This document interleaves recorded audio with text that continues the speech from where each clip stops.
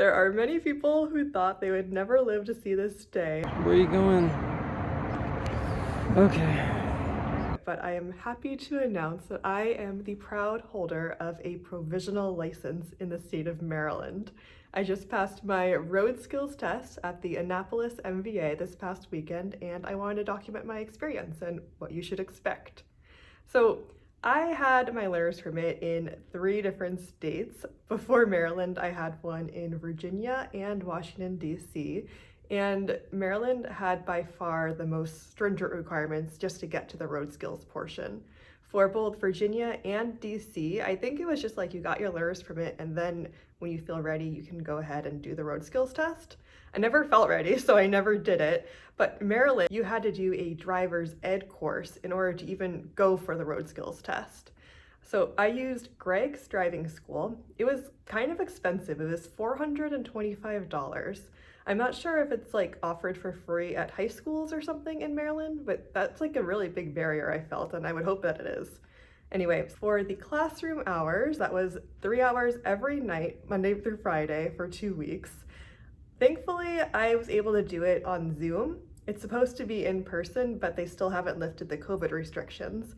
So it was embarrassing and mortifying because I was the only adult besides the instructor, and you had to keep your camera on the whole time, and I don't know, it was pretty miserable. But we had daily quizzes for the driver's ed, and then at the end there was like a final exam, and I got 100% on pretty much every daily quiz and for the final exam. It was pretty easy, but it was a really big time commitment. And then for the driver's ed portion, behind the wheel, it was 3 sessions, 2 hours each, and you had to like feel comfortable driving on a road before you could schedule your first one. So I did the classroom portion back in like late November, early December, and then I didn't feel like I wanted to do the behind the wheel portion until March because I was kind of pushed to do it because my permit was going to expire this coming August, and I wanted to make sure that I didn't have to pay the $425 again. So because my permit was going to expire in August, I actually booked my road skills test before I had finished the in-car lessons. I don't think you're supposed to do that, but nothing got messed up with my paperwork or anything. And it was good that I did that because when I went to schedule my road skills test, I knew I wanted it on a Saturday, and there was like very limited availability. I had to book like a month out from when I wanted it originally. I went to the Annapolis MVA because it's the closest one to me. I also read online that it's one of the easier locations to take the test at. I don't know how true that is because obviously I only took the test there and passed on the first try, but it was good.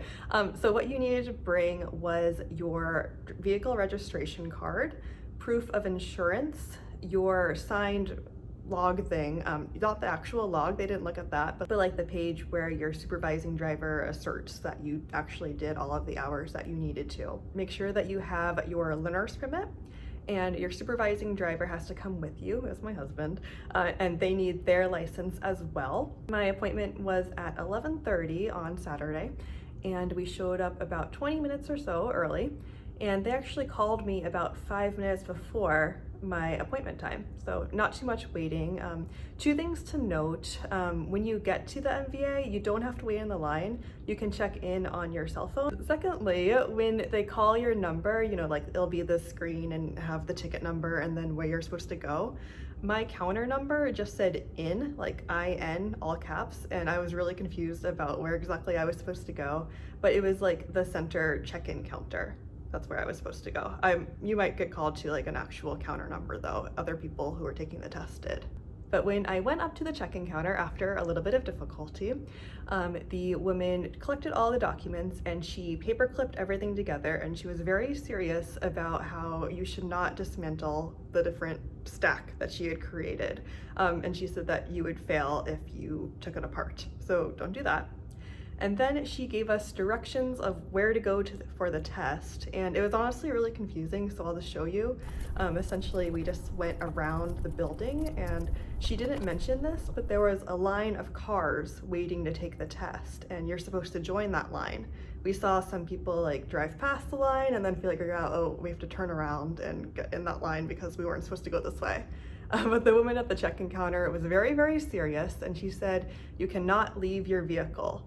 You cannot open the door until you're told to do so, or else you will fail. So we were waiting in that line of cars for about 15 minutes.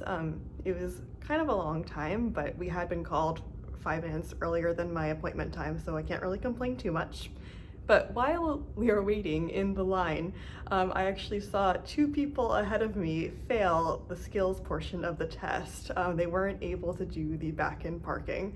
And it was kind of like a really scary omen, like, oh no, is that gonna be me in 5 minutes?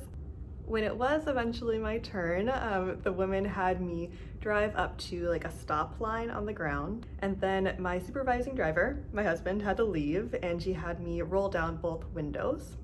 And she asked me to do a pre-test inspection, which I wasn't really expecting. And all I can say is make sure you know where all the buttons on your car are. So we had to do the right turn signal, left turn signal, honk the horn, open and close the driver's side door. And she also asked me to turn on my hazard lights, and I was so flustered, and my hand was like hovering, circling where it is. And in my car, it's in the center console, but it's like towards the right. And I was like, where is it? I know it's around here somewhere. It was a good 10 seconds of me trying to find the button. And I was so worried that she was just gonna fail me right off the bat. And she would have been justified, because in an emergency, you need to turn on your hazards. If you don't know where they are, like at the drop of a hat, that could be a serious safety issue. But thankfully she did not auto fail me, and she allowed me to progress on to the skills portion.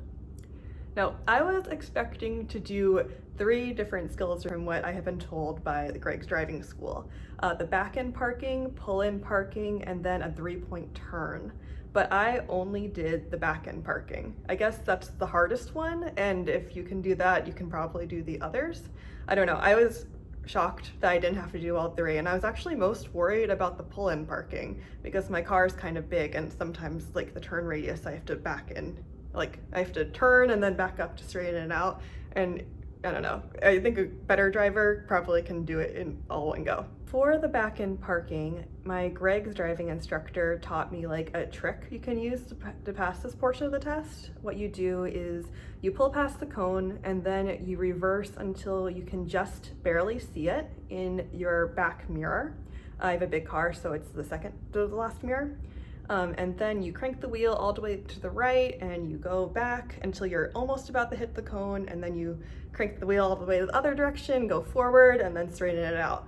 And that's how I practiced it. I had some cones and mops that I set up because I couldn't see the cones because my car's too high off the ground.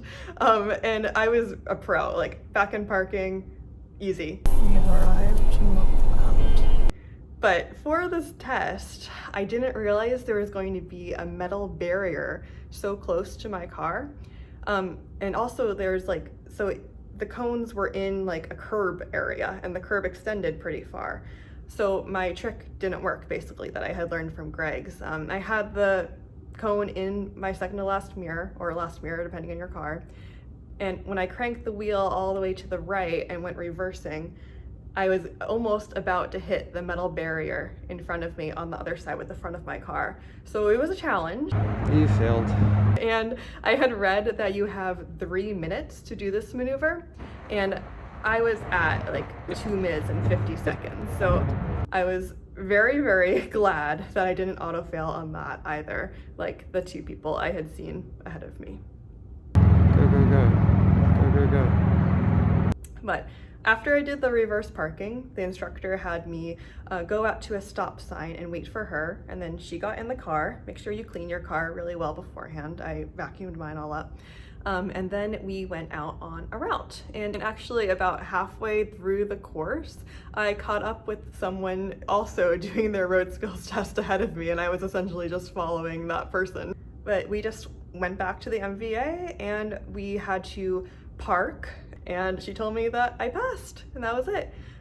We went back into the MVA, and they were actually closed, which was odd. I guess they close early on Saturdays. It was like maybe noon, 12:30 at the latest, and a police officer who works at the MVA, I guess, came out and let me in, and we had to just wait maybe like 30 seconds, like I barely sat down, and then we got called, and we took my photo, and I had to answer a bunch of questions about like voting affiliation and am I a veteran, stuff like that. and then I had to sign. I didn't pay anything additional. Back when I got the learner's permit, I paid $50, so the road skills test was just included in that cost. And that was it. I got a piece of paper that says I have a provisional driver's license, and she ran my learner's permit through a machine, but it didn't punch a hole or anything in it. So it looks perfectly fine, but she said that when I'm driving, I need to have both the learner's permit card and the piece of paper. So the piece of paper is just in my glove compartment with all the other documents. And yeah, that is it. I am now a official holder of a provisional license in the state of Maryland. And essentially what that means is for the next 18 months, I cannot get in any trouble. I can't have any moving violations. If I do, I have to do a driver's improvement course, which I'm sure would not be fun. But yeah, this has been a very long time coming. Cut your wheels to the right, Jesus, come on. It's the third state where I have gotten a learner's permit, maybe like the fourth or fifth one, because I just kept renewing it. And yeah, I'm really proud that I finally crossed this milestone off my list. And now that I have it forever, basically, as long as I don't let it expire. When I was younger, I was in a car accident, and it wasn't like super traumatic or anything, but the thing that stuck with me was that it wasn't really like a significant mistake of the driver. Like, it was her fault, but she wasn't speeding or driving recklessly. She went around a corner too fast, and it had been raining and there was like oil on the road, so the car spun, and like no one was hurt, but we easily all could have died. And I just feel like a lot of people don't appreciate that driving is a really serious responsibility, and if you have like just a little lapse of judgment, you could kill yourself or worse, kill someone else. So I'm going to be a safe driver and continue improving, and yeah, I am so proud of myself. Thanks for watching, and let me know in the comments if you have any more questions.